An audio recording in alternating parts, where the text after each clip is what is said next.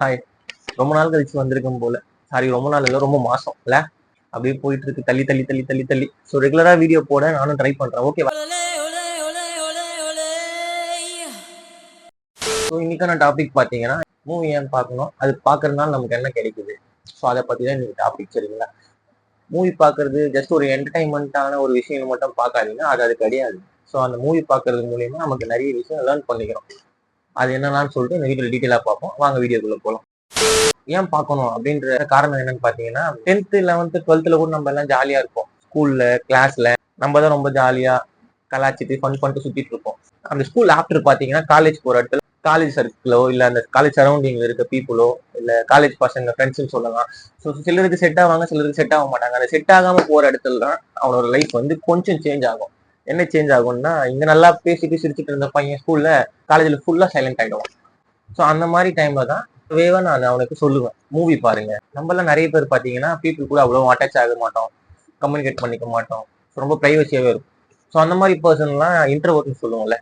So அவங்கலாம் வந்து mostly movie பாக்குறது ஒரு நல்ல ஹேபிட்னு சொல்லுவேன். ஏன்னா நம்ம வந்து ரியல் லைஃப்ல வந்து பீப்புள் கிட்ட போயிட்டு அவங்களை அப்ரோச் பண்ணி அவங்கள்ட்ட நல்லா பேசி அவங்களுக்கு பிடிச்ச மாதிரி பேசி அவங்களுக்கு பிடிக்காத மாதிரி தான் நடந்துருமோன்னு பயந்துகிட்டு இருக்கிறத விட, நம்ம ஒரு மூவியை டவுன்லோட் போட்டோமா, அந்த மூவியை பிளே பண்ணிட்டு உட்காந்து ஒரு 3 மணி நேரத்துக்கு பார்த்தோமா, ஸோ அப்படி பாக்குறப்ப நமக்கு என்ன ஆகும்னு பாத்தீங்கன்னா, அந்த மூவில வர கேரக்டரா இருக்கட்டும், அந்த மூவில வர ஒரு ஸ்டோரியா இருக்கட்டும், இல்ல சீனா இருக்கட்டும், அது எதுனா நம்மளுக்கு ரிலேட்டபிள் ஆகும் நம்ம லைஃப்ல.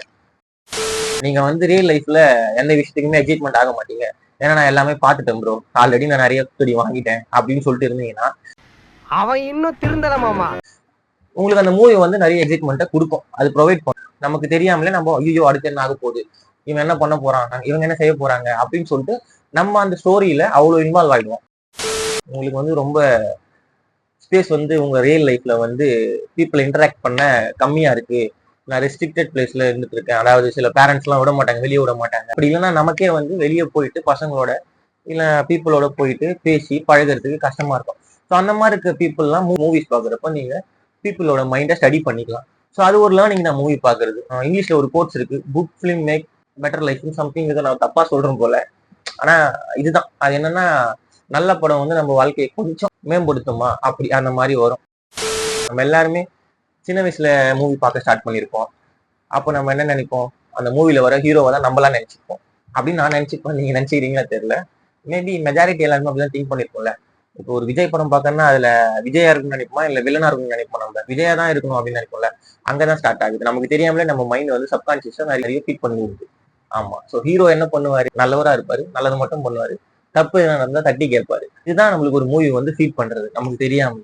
ஸோ அப்படிதான் மூவிங்க வந்து நம்ம லைஃப்ல இன்ஃபுளுன்ஸ் பண்ணும். நீ ஏதோ ஒரு ஊர்ல, ஏதோ ஒரு ஸ்டேட்ல, ஏதோ உன்னோட ஏரியால உங்க வீட்டுல உக்காந்துட்டு உன்னோட போன்லயோ உன் லேப்டாப்லயோ இல்ல உன் டிவிலயோ நீ வந்து ஒரு மூவி பாக்குறப்போ, அது எங்கோ நடக்கிற ஏதோ ஒரு கதை, அங்க இருக்கிற சொசைட்டியோட கல்ச்சர் என்ன, அங்க இருக்க ரூல்ஸ் அண்ட் ரெகுலேஷன் என்ன, அங்க இருக்க பீப்புள் எப்படி நடந்துப்பாங்க, அங்க எப்படி ரியாக்ட் பண்ணுவாங்க, அதெல்லாம் நீ கத்துக்கலாம்.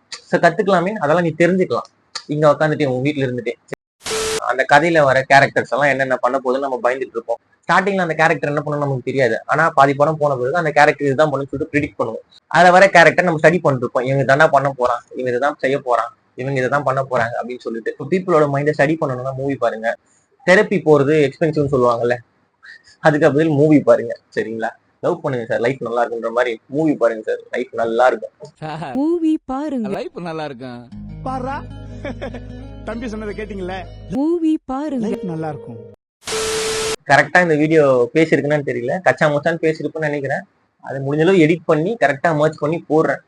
அப்படி மர்ச் பண்ண முடியலன்னா கூட பரவாயில்ல, நான் வீடியோ இதை அப்லோட் பண்ணிடுறேன். ஏன்னா இந்த மூவி பாக்குறத பத்தி நான் பேசணும் ரொம்ப நாளா யோசிச்சுட்டு இருந்தேன். எனக்கு பிடிக்கும் மூவி பாக்குறது, அதாவது எனக்கு பிடிக்கும்னு சொல்லிட்டு ஒரு 4 மூவி நான் சொல்றேன். அதே மாதிரி அதை டிஸ்கிரிப்ஷன்ல நான் பண்ணிட்டு போறேன். ஓகேவா?